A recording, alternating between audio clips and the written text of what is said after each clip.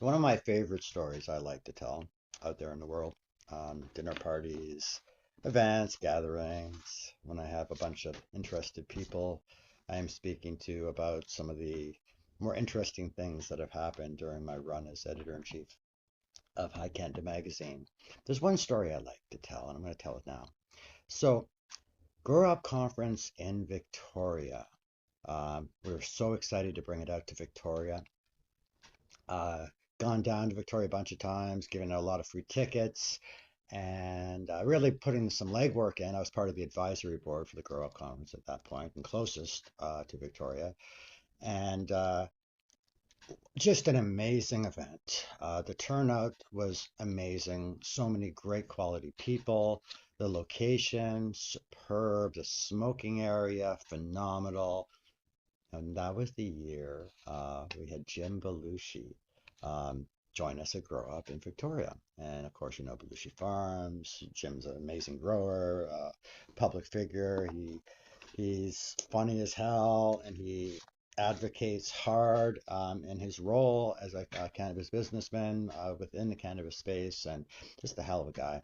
Um, and I got the opportunity to interview him at the Victoria Grow Up, and I was thrilled. You know, Jim Belushi, very cool. I think this is awesome. Met so many interesting people doing what I do. But that was the same event that I was trying on an overzealous teammate. And my teammate, he was from the Ukraine, and he had a very thick Ukrainian accent.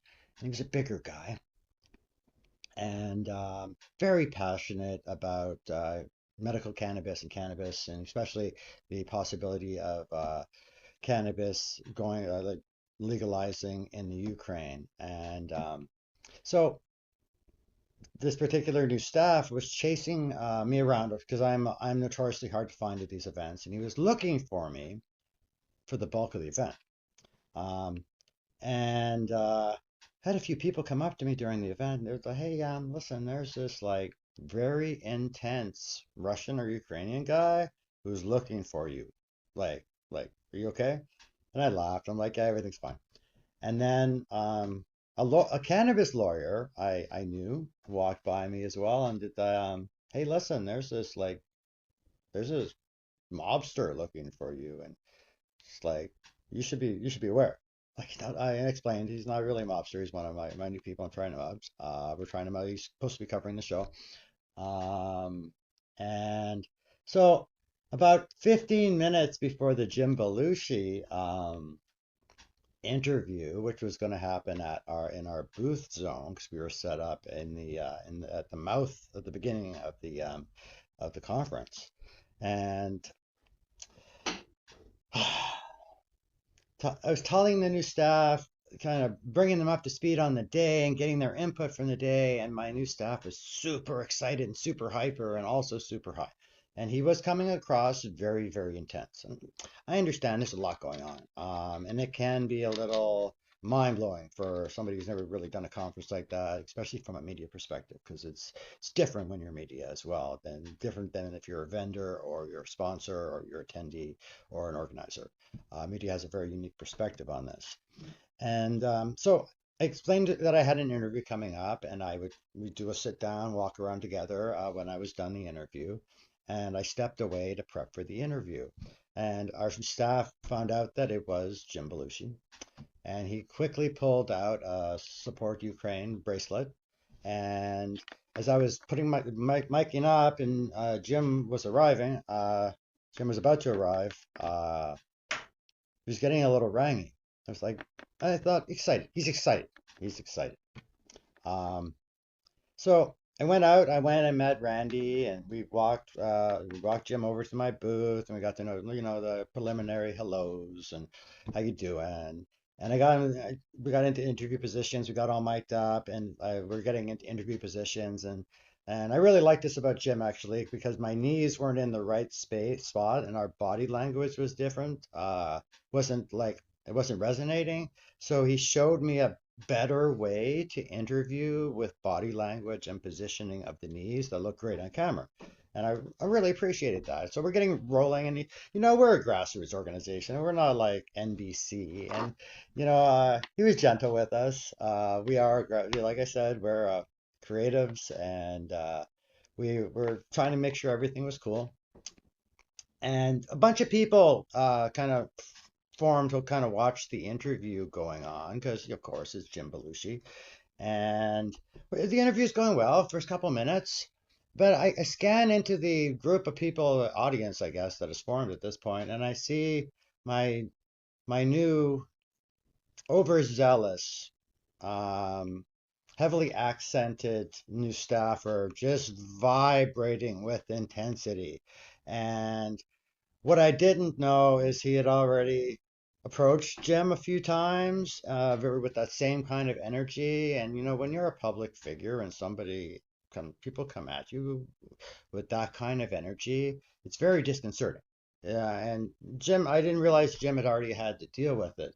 So we're doing the interview, and I guess something that person did caught Jim's eye. We're in mid-sentence, and Jim stops the interview.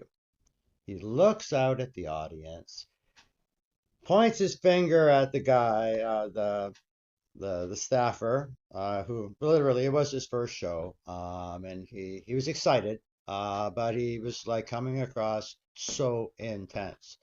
He told the guy he had to stop it, and that he had to stop it, and that he had to go now.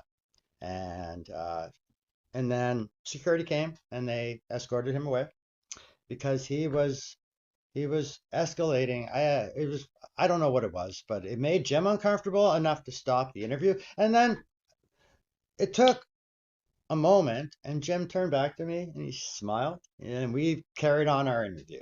And it was a great interview. He made me laugh. I think I made him chuckle a bit too. I know he really enjoyed coming to the Grow Up Conference, and it was really cool to do some content with him as well. So I learned some stuff. I hope it was a memorable interview for him. I think from Jim's perspective that it was a crazy stalker, and like I'm sure he has to deal with them, or some sort of person who was like totally out of control, and it frickin' happens out there. Which is a reminder: don't like swarm your favorite cannabis celebrity or any celebrity. They don't take that kind of stuff. And definitely curb your enthusiasm tiny bit. Anyway, I'm sure Jim remembers it as the time the crazy he might remember Russian, but he probably remembers Ukraine. The crazy Ukrainian came after him in Victoria, British Columbia, Canada. So that's my story. Jim is definitely one of our cannabis heroes. He's out there slugging, he's out there fighting, he's out there growing, he's out there doing the work. And much mad love, much respect for everything that he brings to the table in the US, and what he brought to the table here in Canada. Trade wars aside, we have a lot of unity between the US cannabis space and the Canadian cannabis space, and the Mexican cannabis space, and the European cannabis space, and the African cannabis space, and India's cannabis space. And you may not see it if you're not in the space, but yeah, much love to Jim Belushi, definitely one of High Canada Magazine's heroes. Thank you for teaching us a couple things.